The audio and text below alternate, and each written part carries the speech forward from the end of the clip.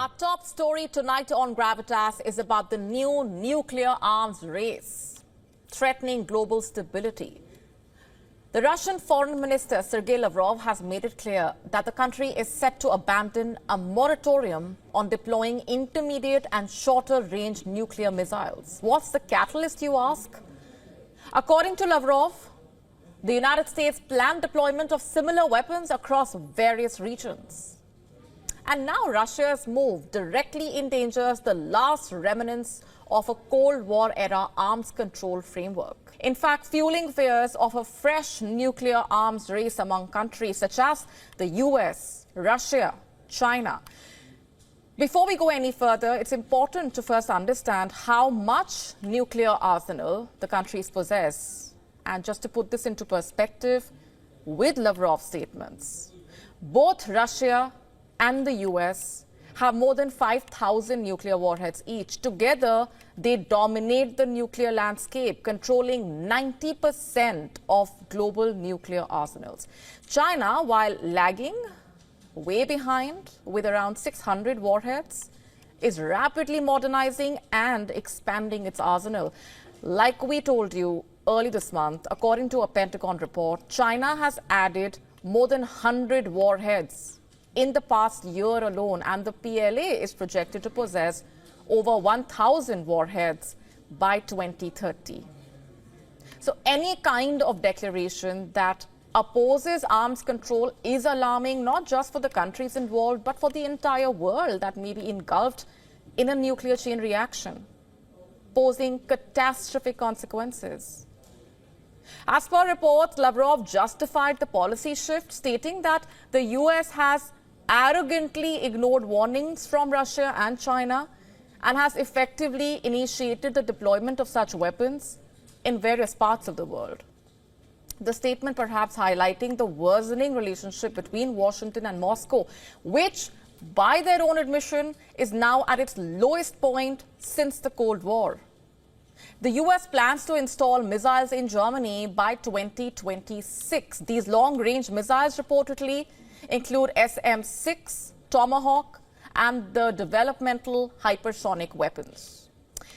As per reports, the collapse of the Intermediate-Range Nuclear Forces Treaty in 2019 has been a precursor to these developments, signed in 1987 by then US President Ronald Reagan and Soviet leader Mikhail Gorbachev. The INF Treaty not just eliminated the production of an entire class of nuclear weapons, but also marked the first time the superpowers had agreed to reduce their nuclear arsenals. Since then, it reportedly served as a major foundation for global arms control. But in 2018, then President Donald Trump announced his intention to actually withdraw from the pact, citing alleged Russian violations and concerns over China's missile capabilities, with Moscow denying the accusations and dismissing them as a pretext for US withdrawal. Russia, in response, imposed its own moratorium on the development of missiles banned under the INF Treaty. These basically included ground-based ballistic and cruise missiles with ranges of 500 to 5,500 kilometers. But now that restraint is gone. Lavrov made it clear the moratorium is quote-unquote no longer practically viable and will have to be abandoned, perhaps signaling a dangerous new future where tit-for-tat nuclear missile deployments and production could become the norm. Now, in practical terms, this means Russia could deploy these weapons deeper in its Baltic exclave of Kaliningrad, something which was barred in the moratorium and could directly threaten the security of Europe.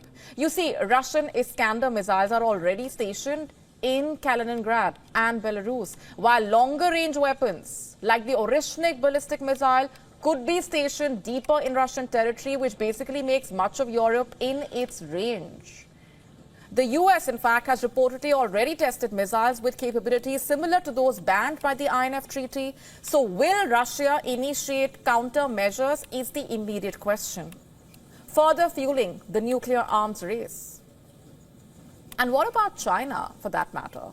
While its nuclear arsenal is significantly smaller, unlike the US and Russia, Beijing is not a party to treaties like the INF, giving it free rein to develop nuclear missiles. which only further complicates the situation, as the US and Russia may also have to consider China in their strategic calculations.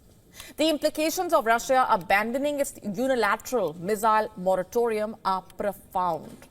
An unchecked nuclear arms race raises the likelihood of miscalculation, with the pursuit of superiority creating a precarious balance where one misstep could lead to catastrophic consequences. Not just that, the crumbling of the arms control agreement signaling a dangerous shift. Treaties like the INF and New START were basically designed to prevent precisely this scenario. New START, as it's called, is a nuclear arms reduction treaty signed between the US and Russia that came into effect in 2011. And with the New START treaty set to expire in 2026 and reportedly no strategic dialogue on the horizon, Russia, the US and the world face the prospect of a complete collapse in arms control frameworks. Without a commitment to renewed dialogue in arms control, the world may be hurtling towards an unprecedented era of nuclear competition, and the stakes could not be higher. One misstep, miscalculation, or an impulsive decision could actually leave millions around the world vulnerable to the devastating consequences of a nuclear war.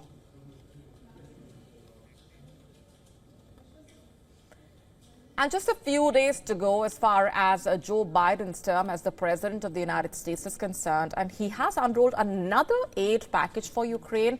The White House saying that Biden announced a fresh package of nearly $2.5 billion in aid to Ukraine for its defense against Russian aggression.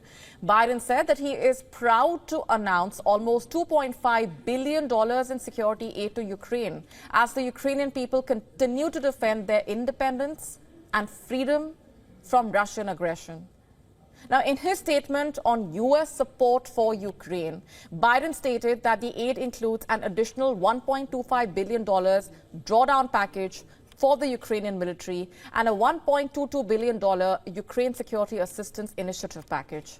Washington has committed billions of dollars in aid for Ukraine since the war between Moscow and Kiev started.